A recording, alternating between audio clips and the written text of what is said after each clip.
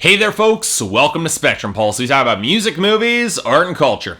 And today we're going to be talking about the newest album from J. Cole, titled 2014 Forest Hills Drive. You ever have one of those rappers that you like, but you ultimately don't quite love? That might be a talented MC with some good wordplay and a lot of personality, but it's just a shade away from being truly great in your eyes? For me, J. Cole falls into that category, and I'll admit, I've been hard on this guy since the very beginning of his career. His early commercial singles originally presented a really bad picture of him, and while I've come to respect him a lot more since then, having listened to his albums, he's never really struck me with a truly great record. And you know what the frustrating thing is? I keep seeing snippets from J. Cole that suggest that he could make that star-making record and hasn't yet. He's introspective and personal, he's got a pretty solid ear for beats and samples, most of which he makes himself. He's one of the few rappers that ever had the balls to tackle legitimately serious topics like, say, abortion. But you know what? Maybe it's the tone that he takes, which is very melancholic and serious, and can make some of his albums, which always feel overlong, kind of tough, melodramatic listens that don't always grip me, not always something I want to go back to. Now, part of it is I can see a lot of his direct influences in sound, especially from early Kanye. And while it doesn't quite make him a wannabe, it doesn't exactly help him stand out either. As much as I like parts of Cole World and Born Sinner, I still got the feeling that J. Cole hadn't really found his lane yet as a hip-hop artist. And yet, I had a strange feeling that might change coming up with his newest album, 2014 Forest Hills Drive. On the one hand, it was the longest J. Cole project to date, which didn't exactly enthuse me, but on the other hand, J. Cole taking more direct control and not having any features on the record at all did look interesting, especially with J. Cole's outspoken reaction to the political and social strife that has erupted across most of 2014, especially tied to Ferguson, where he actually went and visited. For everything that I've heard about J. Cole, he was looking to make an artistic statement with this album, with no singles released ahead of time at all, or any real promotion behind it to the radio. Well, okay, besides some controversy related to a lyric that some have taken as a shot towards Eminem, and that might lead to J. Cole being banned by Trick Trick from ever performing in Detroit. But putting all the hip-hop convoluted politics aside, how's the album? Well, honestly, at this point, I feel like I'm a bit of a broken record here, because instead of a massive change in formula or a real classic record, J. Cole has delivered with 2014 Forest Hills Drive, an album that does feel more cohesive and well-structured thanks to its overarching concept, but really isn't all that great or all that gripping for me. In other words, it's a good record, but not a great one. And by placing himself even more into the direct spotlight, he's only highlighted his strengths and his weaknesses in even sharper focus. In other words,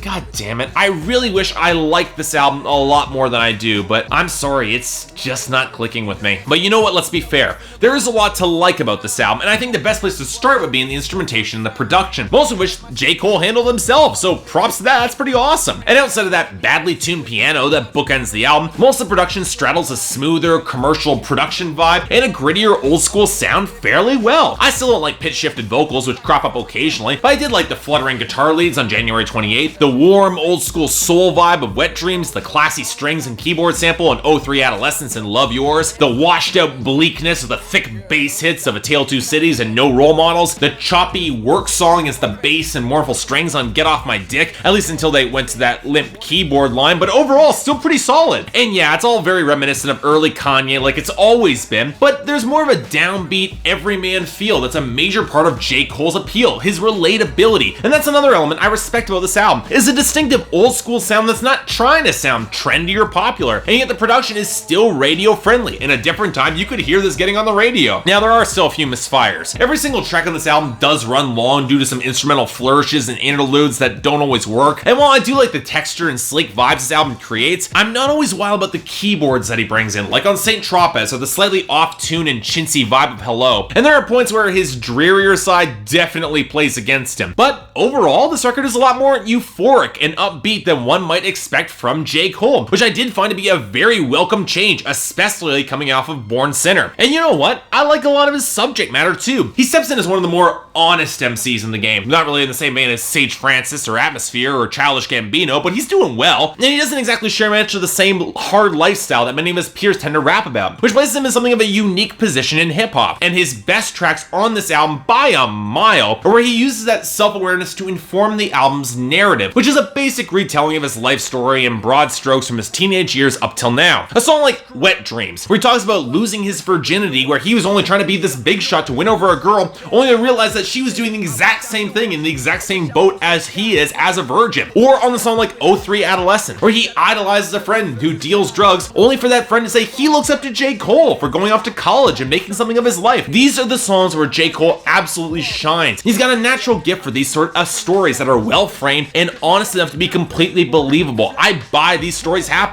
And I also really liked Love Yours, which puts to verse the truth that it's the journey that's more interesting and fulfilling than actually having made it, when getting to that point can involve selling a part of your soul. I get that, and it's a major point that needs to be made in mainstream hip-hop today. Hell, the sentiment that he put forward on Fire Squad that infuriated Trick Trick So, it's not exactly wrong. It's generally accepted that white people are guests in hip-hop, which originated as a black art form, and yet the mainstream typically awards white or watered down artists far more than their black counterparts. Look at the Grammys rewarding Macklemore over Kendrick Lamar. Hell, look at songs Eminem himself has made, like White America, where he outright admits that he owes his fame, and he's made the Elvis comparison that J. Cole makes in multiple contexts. It's not exactly something that's wrong here. But, of course, J. Cole follows up that line with saying, yo, he's just joking. And even though he says there's a lot of truth to his joke, and Iggy Azalea will probably pick up gains over more deserving black artists, and she has, it does bring up one element of J. Cole that does bother me, and that it's rare that he actually puts his money where his mouth is. For as much as he tries to tell a story and expose vulnerability, I get the uncanny feeling that it doesn't show enough on the line to show that real visceral connection that I get from rappers like Sage Francis or Open Mike Eagle or Childish Gambino or Kendrick Lamar or even Logic. And part of it seems to come from a lack of real competitive drive. The massive ending track, Note to Self, is mostly an extended credit sequence where he shouts out props to many of his peers that he considers his friends, where after he supposedly took the crown on this album, and let me be blunt here, his bars were nowhere near strong enough to convince me that he took the crown from some of the existing artists, but then he destroyed said crown because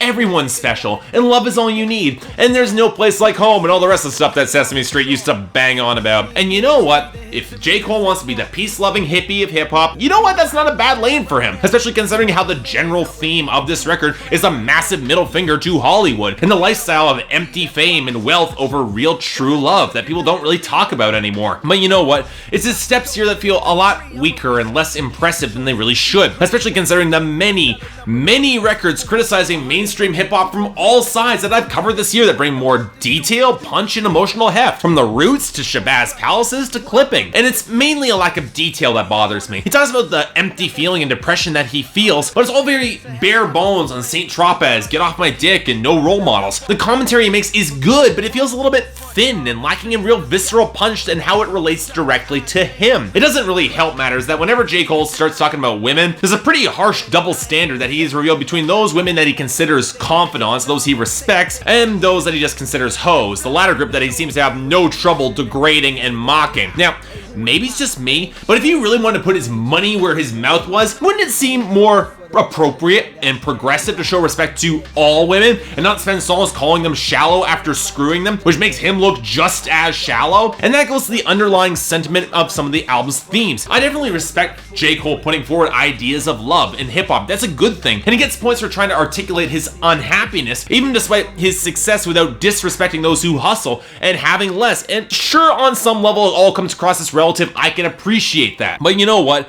A lot of this comes across like backpedaling from an artist who's looking for ways to articulate his unhappiness in an overall positive message without offending anyone, which means it comes across as very broad and completely lacking in any impact for me. Even though J. Cole never uses the word privilege as a college-educated successful rapper in a medium that he can thrive on ignorance, it's very clear he's aware of his privilege, and he feels caught between really asserting himself and taking definitive steps forward and potentially pissing anybody off. And yet it's that lack of real gripping drama that hurts this album. J. Cole trying to articulate his personal drama to drive the record, and while very specific portions are compelling, the larger arc here feels criminally underweight and very stretched, relying more on relatability for its appeal than hard-hitting stories, especially across the back half of this album. It does not help matters that there are still bars that could have used another rewrite or two to tighten up the technical lyricism and avoid just rhyming words with themselves, or the obvious moments where he's pulling his flow from Kanye or Kendrick. And what blows my mind here is that Yet, if J. Cole wanted to take his positive message and throw some relevant weight behind it, he could have gone political and nobody would have batted an eye. That's dramatic and real and relevant, and he could have made something special, and yet it seems like the struggle that gets the most weight on this album is his own. And outside of some certain moments, look, it's not really all that new anymore. We've heard this, and honestly, it stopped being interesting, at least for me. So you know what?